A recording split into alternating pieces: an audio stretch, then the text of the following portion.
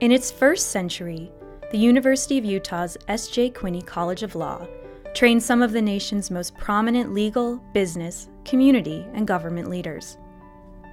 From 1914 to 1963, the college occupied 2 classrooms on the 3rd floor of the Park Building. But even under these somewhat cramped conditions, students remember the college as a friendly and supportive place. Robert Anderson was a member of the last class to be housed in the Park Building. It was a collegial place, both students and faculty, for the large part because the class size was small enough that usually you knew all the professors and they knew you. Dykstra was dean. When I first started law school, I had torts from him, and his classes were well conducted. He was a beloved professor. In 1963, the College of Law moved into a new building, which was considerably more spacious than its prior home. Students had more elbow room, but collegiality among students and faculty was still the norm. The professors that I had in law school were very important in my life. Dean Thurman, Sam was a great inspiration and mentor to me. All of the professors up there were people that should be recognized for the way they interacted with students. Their office doors were always open. And I'm really surprised at how the law professors that I had, Wally Bennett and others, became such good friends that I interacted with over the years. The late 1960s and early 70s were a time of rapid change in the law, especially in providing opportunities for women and minorities. Pamela Greenwood was one of the first 100 women attorneys admitted to the Utah State Bar. Well, I started law school in the last part of 1969, graduated in 1972. There were 4 women in my class, so everyone knew who we were. John Flynn was one of my favorite professors. I took 2 or 3 classes from him and kept in touch with him over the years, and always liked him immensely, both as a professor and as a friend. I think just generally, my life has been very rich because of my decision to go to law school. I've done lots of different things as a lawyer. You feel like you're doing some good in the world. So I guess I did get to be a do-gooder in some ways. The 1980s were a period of increasing prominence for the College of Law, with distinguished visitors, a growing enrollment, and a continued emphasis on innovative teaching methods. I attended the University of Utah Law School in the late 1980s. It was the era of loud sweaters and bad hair, but it was really a nice time to be at the university. The law schools, I think, has always had good professors, and it was true in the 1980s as well.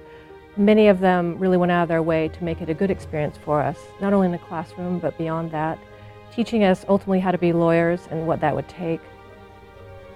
I would say the ethos of the College of Law is to arm the students with the skills and the knowledge necessary to make a positive difference. It's not just some abstract intellectual exercise. There is a practical, real-life application that is taught, and it makes a difference. Through the decades, some things have remained constant, like the stress of the first year of law school and the gratitude students feel for the professors who helped them cope with that pressure. I was lucky enough to have great professors, but certainly that first year is more intense than I think the other years. And Professor Francis, for example, was the first professor I had. My first class was contracts, and from the get-go, she told us that she'd help us understand the concepts and help us understand how to think like a lawyer.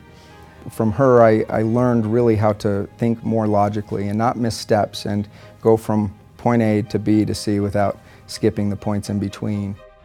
Always a leader in clinical education, the College of Law increasingly stresses the importance of providing hands-on experience that will help students prepare to practice. I got to work with the Natural Resources Law Forum, which is an on-campus student group that focused on current natural resources issues. And it was really great because, that's where my interests lie. One great thing about going to school here is that it's an invested community. having the school make the commitment to invest in a building that has not only, green features, but is going to be one of the most sustainable buildings in the entire country. And I think that's pretty exciting.